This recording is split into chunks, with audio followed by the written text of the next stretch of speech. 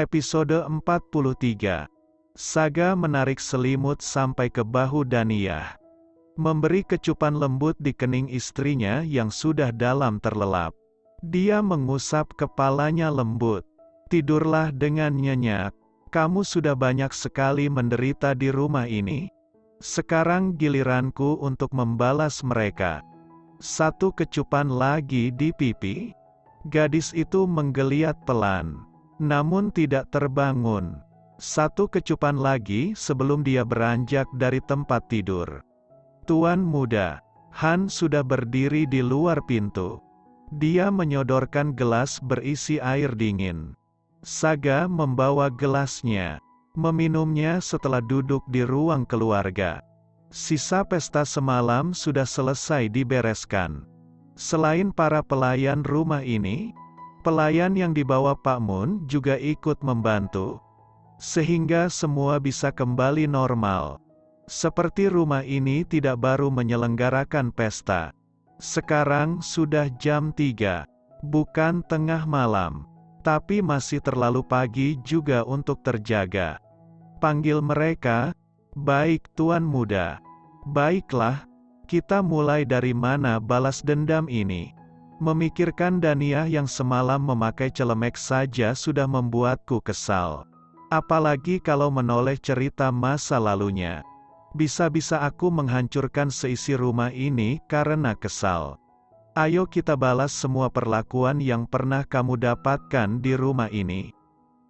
Saga menghabiskan air dingin yang ada di gelasnya. Tidak lama Han sudah muncul lagi. Diikuti seluruh anggota keluarga minus Daniyah pastinya. Gadis itu pasti sedang terlelap setelah kelelahan meladeni Saga. Bocah itu, siapa namanya ya? Baiklah. Kau bisa selamat malam ini karena menyayangi Daniyah.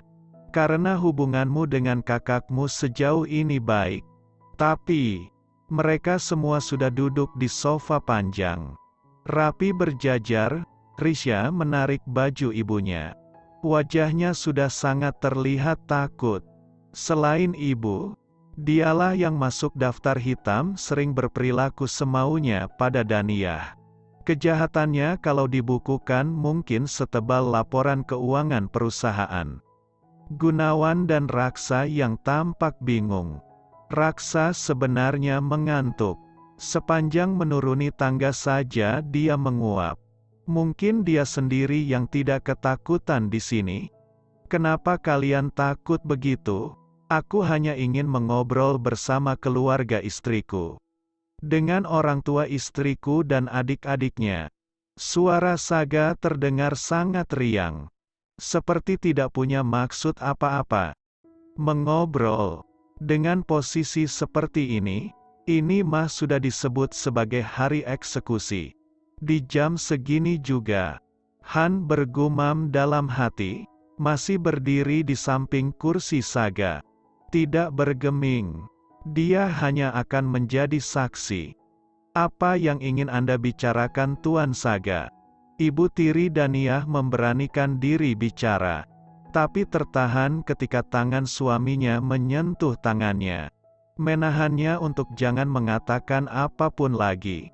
Aturan utama ketika berurusan dengan Tuan Saga adalah dengarkan dia bicara, diam, dan tundukkan kepala.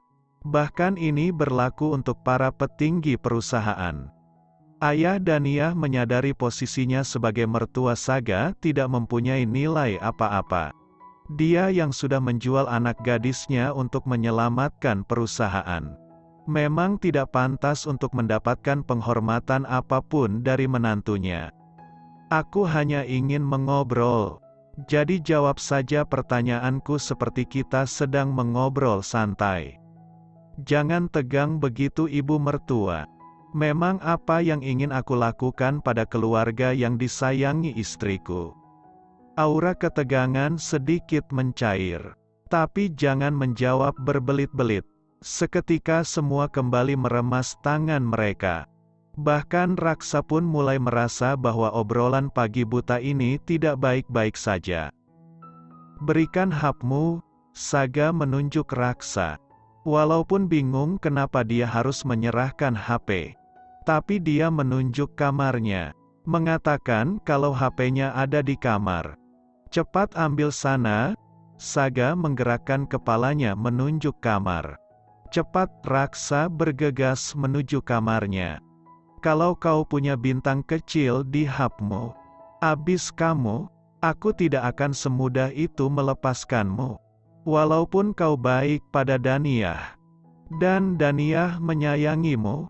Raksa muncul setengah berlari menuruni tangga. Kenapa langkahmu berisik sekali? Bagaimana kalau kau mengganggu Daniyah tidur? Mulai kesal kan dia, padahal belum melihat HP Raksa. Maaf Tuan. Raksa memperlambat langkah.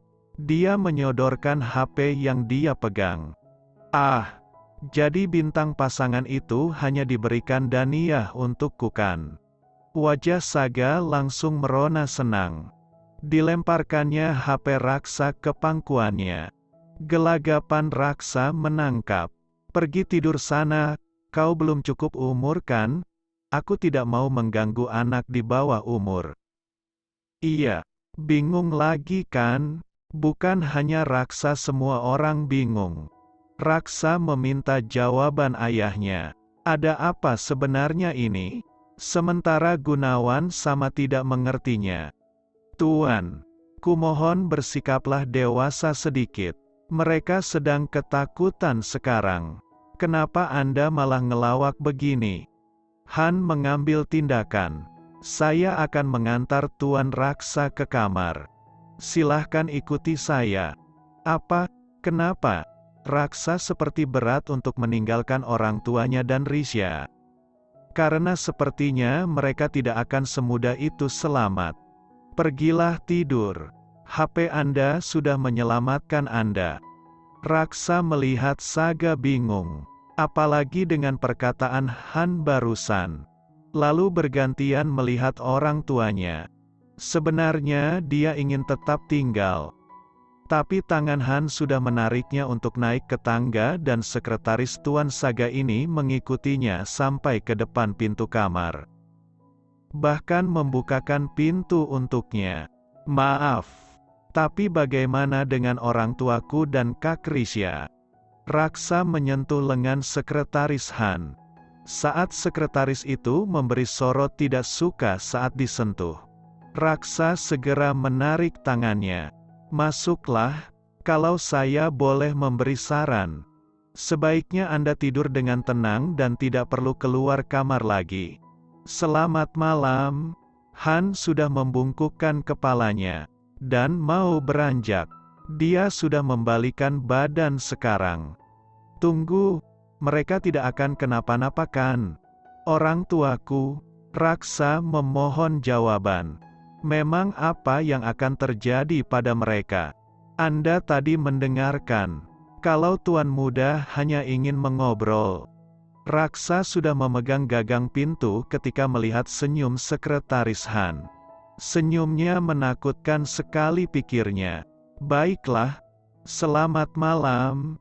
Bergegas menutup pintu, tanpa ingin mendengar pria di depan pintu menjawab salam selamat malamnya. Han sudah berdiri di samping kursi tuannya lagi. Dia melihat ketiga orang yang duduk di sofa panjang. Mereka terlihat sangat pias. Apalagi kedua wanita itu. Mereka saling berpegangan, menggantungkan diri atau saling memberi kekuatan. Saga sudah bicara terlalu banyak untuk ukurannya. Diselingi asteris. Mereka bertiga walaupun sedikit terbata tetap menjawab. Kalau saja kalian baik sedikit saja pada Nona Daniyah, urusannya tidak akan sepanjang ini. Maafkan saya Tuan Saga. Saya sebagai ayah yang tidak bisa bersikap adil pada anak-anak saya. Ayah Daniyah menganggukkan kepala dalam. Dia tidak tahu kata apa yang harus dipilihnya untuk membuat laki-laki di hadapannya ini puas. Yang pasti dia harus mengakui kesalahannya.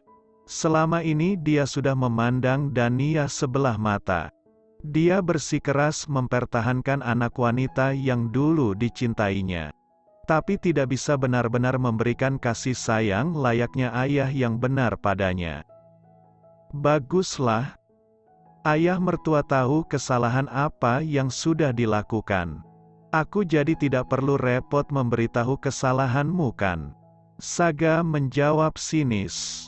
Aku benar-benar ingin menghukum mereka. Saga mengepalkan tangannya geram. Ibu tidak pernah memaksa Daniyah tuan. Dia sendiri yang memang mau membantu pelayan mengerjakan pekerjaan rumah. Ibu. Kalimat Risya berhenti ketika sorot mata tajam Saga tertuju padanya. Tutup mulutmu, gadis itu gemetar. Berapa usiamu? Apa Daniyah itu adikmu? Sebaiknya bersikap sopanlah mulai sekarang dengan kakakmu.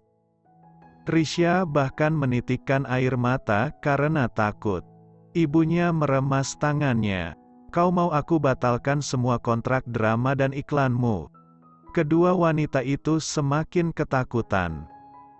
Apa kau pikir kau bisa masuk ke dunia entertainment karena kemampuanmu? Maafkan saya Tuan Saga. Maafkan saya. Ibu menggantikan anaknya meminta maaf. Risya sudah tidak bisa mengeluarkan sepatah kata pun karena ketakutan. Menyebalkan sekali. Udara sudah terasa sesak untuk dipakai bernafas. Maafkan kami Tuan Saga. Mereka minta maaf berulang bersamaan. Ibu dan ayah mertua. Kenapa kalian minta maaf padaku? Memang salah kalian padaku? Mereka bertiga terdiam. Benar. Kesalahan mereka adalah pada Daniyah. Kesalahan terbesar mereka adalah mereka tidak tahu. Kalau pada akhirnya nanti Daniyah bisa mendapatkan dukungan dari orang berkuasa ini. Semua sesal menghujani diri mereka kenapa mereka bisa memperlakukan Daniyah dengan buruk. Tapi kesadaran mereka bukan murni mereka merasa bersalah. Tapi karena takut pada Saga. Saga bangun dari duduknya. Menoleh pada Han. Han, pastikan mereka minta maaf dengan benar pada Daniyah. Aku mau tidur sekarang. Baik Tuan Muda.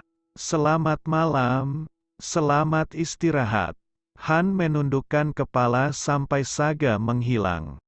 Merepotkan sekali. Sekarang aku harus mulai dari mana ini? Han duduk di kursi yang tadi diduduki Saga.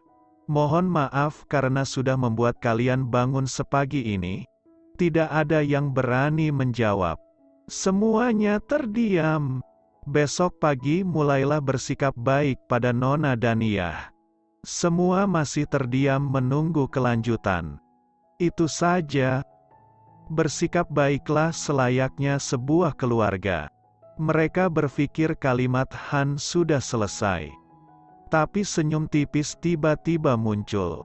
Dan kalimat selanjutnya membuat mereka tergugu. Kelu menggigit bibir. Sebenarnya Tuan Muda ingin melihat kalian memohon maaf. Dan pengampunan dengan berlutut di depan Nona Daniyah. Tapi saya rasa itu pasti sangat memalukan. Apalagi untuk Nyonya kan, Nona Daniyah juga pasti akan merasa tidak nyaman. Apalagi Anda Tuan. Anda kan ayahnya. Kalau untuk Anda Nona Risya sepertinya tidak terlalu masalah karena usia Anda yang memang lebih muda dari Nona Daniyah. Tapi tetap saja pasti itu tidak nyaman kan? Saya juga tidak bisa memaksa kalian. Tapi seperti yang kalian lihat, Tuan Muda menyayangi Nona Daniyah. Jadi, kalimat Han menggantung. Dia sengaja. Lihat senyumnya itu. Han bangun dari duduk. Sepertinya masih terlalu pagi. Sebaiknya kita kembali ke kamar untuk tidurkan. Selamat malam Tuan dan Nyonya. Selamat malam juga Nona Risya. Semoga kalian mimpi indah. Berjalan dengan ringan menuju kamar tamu yang disiapkan untuknya. Seperti tidak habis menjatuhkan kata-kata mematikan. Dia serius. Dia serius menyuruh kami berlutut dan memohon pengampunan pada Daniyah. Ketiga orang itu meremas jemari, memikirkan hal yang sama.